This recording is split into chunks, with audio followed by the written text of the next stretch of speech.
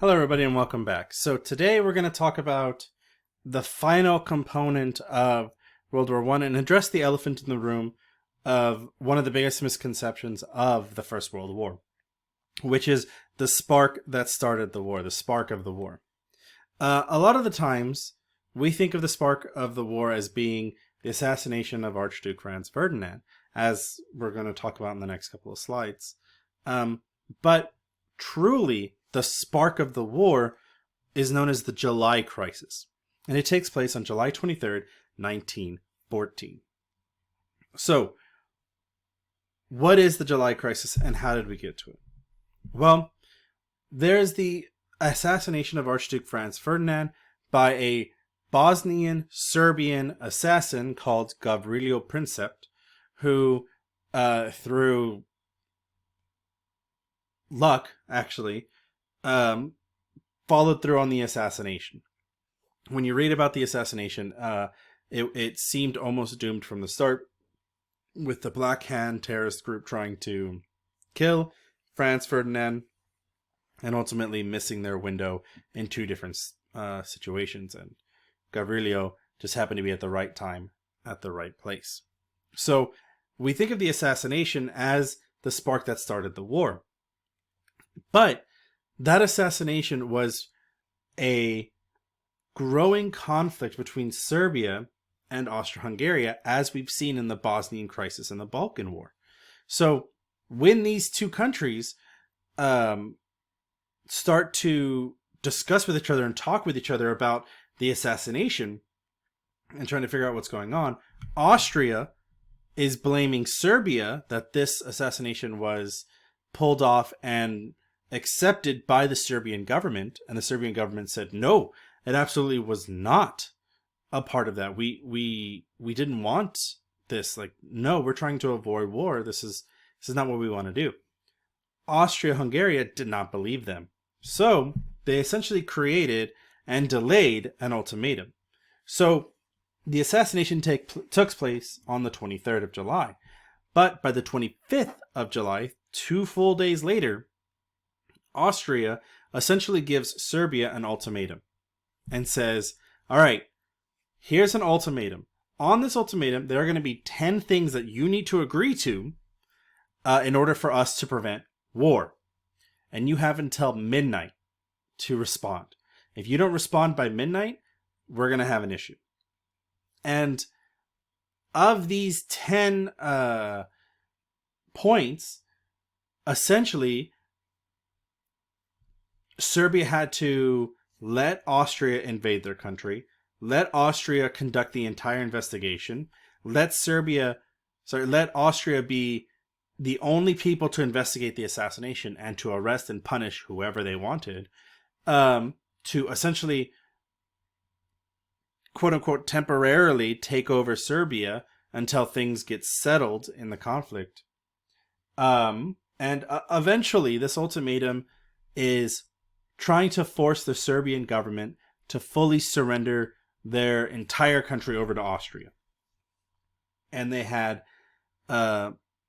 less than a day to agree to this, which, in terms of government, as we all know, is impossible. It is impossible to get anything done in 24 hours by a government. Yet, by midnight,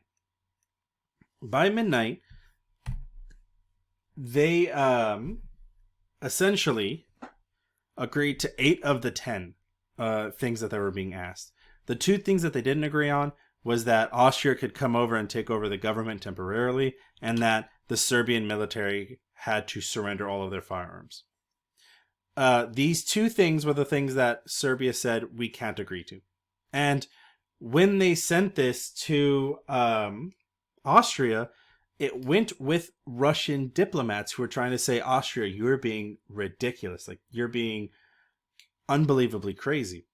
At which point, the fact that not all 10 parts of the ultimatum was agreed to, pretty much Austria decides, well, to war then. And so what we see here is the July Crisis. From assassination to war. And if you notice, we're going to go through each of these points. It escalates very quickly. So, the 23rd, Austria issues their ultimatum to Serbia. The 28th, Austria declares war on Serbia after Serbia only accepts 8 of the 10 demands, as we just discussed.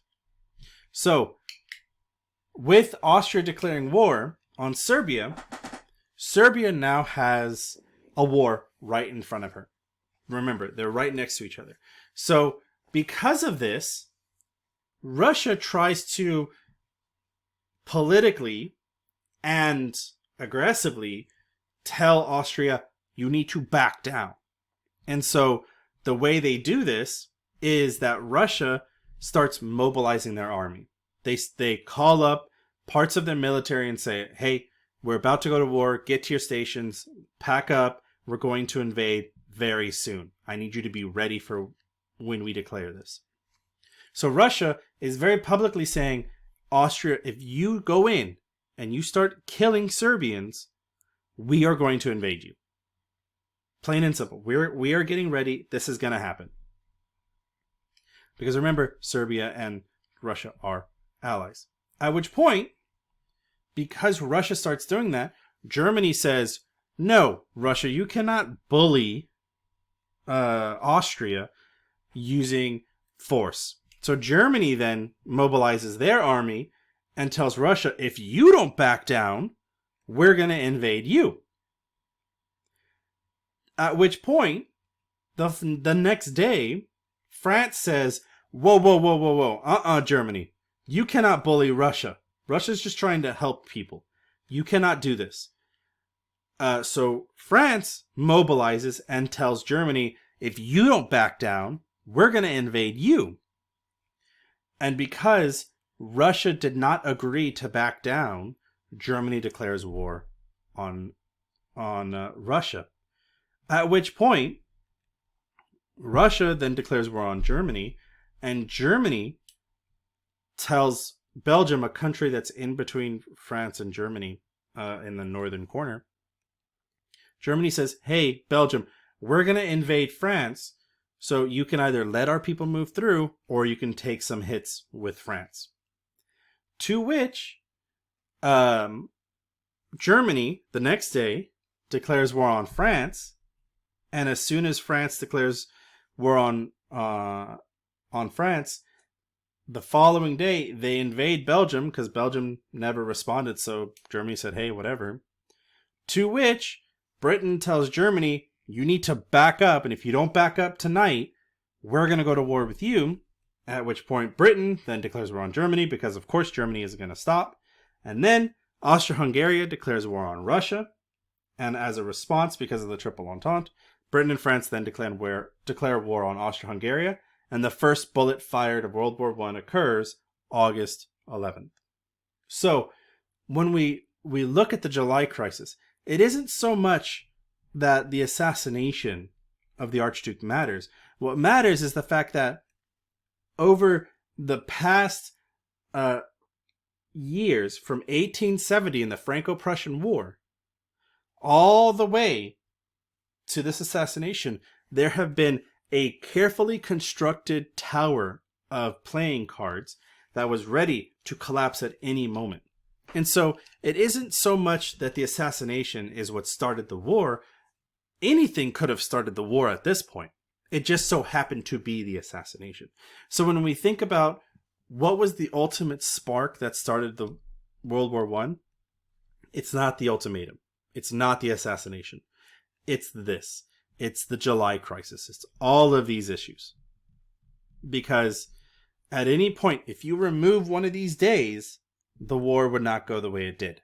If you remove one aspect, things would be very different, right? If you remove right here, if Russia never got involved, nobody else would get involved.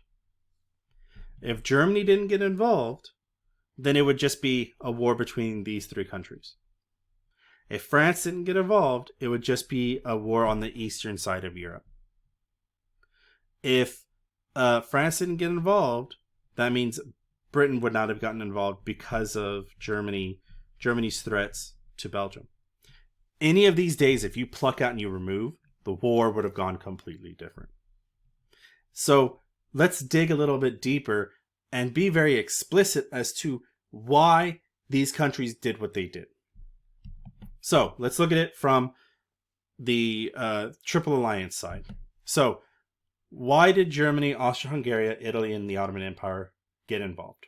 Well, very plain and simple. Germany got involved because of their alliance to Austria-Hungary. They got involved because, hey, if Britain is going to tell me what to do, and if Britain's going to make fun of me in the naval race, I'm going to take them down. And then they had a fear of France because, well, they kind of hurt France very hard and knew that they made a mortal enemy of France. So when we're looking at reasons why Germany did what they did in the July crisis, we're coming to these three things. When we look at Austria-Hungary, well, they have an alliance with Germany. So what happens to one happens to all, right? And they were afraid of Russia because Russia was always threatening them. Russia was always trying to attack them. Granted, Russia was doing that because they were picking on Serbia. They hated Serbia. And so they were always aggressive to all of these nations in the south. So they were afraid of Russia because of the consequences of their actions against Serbia. And Serbia, as we're going to see in the next one, has other reasons. Italy ends up joining the conflict because, well, they made an agreement saying they would. And, hey, if I pick the right side of the team, I'm going to be a great nation and I'm going to have a bunch of power. So this is just going to be super beneficial to me. And then one of the things that people often forget or often are left by the wayside is the fact that the Ottoman Empire, a Middle Eastern massive empire, was involved in this war. And as we're going to hear later, they get involved because of the Balkan War. When they were pushed out of Europe by the Serbians, they were pushed out of Europe because Italy weakened them. And on top of all of that, they had a secret agreement with Germany that if something happened, Germany would more than happy invite them back into Europe. So when we look at the Triple Alliance and we look at the July crisis, these countries have multiple reasons for getting involved. Multiple reasons. And these reasons all come together and interlock. Now, let's look at the other side. Let's look at the Triple Entente. Well, the Triple Entente, they get involved because, well, Britain made an agreement that they would protect the market, but also kind of help out if need be to France and Russia. And they have a bone to pick with Germany because of the naval race and the outward aggression that Germany pushed onto them. France gets involved because of their friendship and their proof and their want to help Russia attack and go against anything German because they want revenge against Germany, which means every step Germany took, France hated it. France wanted them to die as much as possible. And then when we get to Russia, well, Russia gets involved for multiple reasons because of the Triple Entente, right? They made an agreement to join these individuals. They needed to prove themselves after being humiliated. And they were humiliated in the Bosnian crisis when Germany and Austria-Hungary just completely ignored them.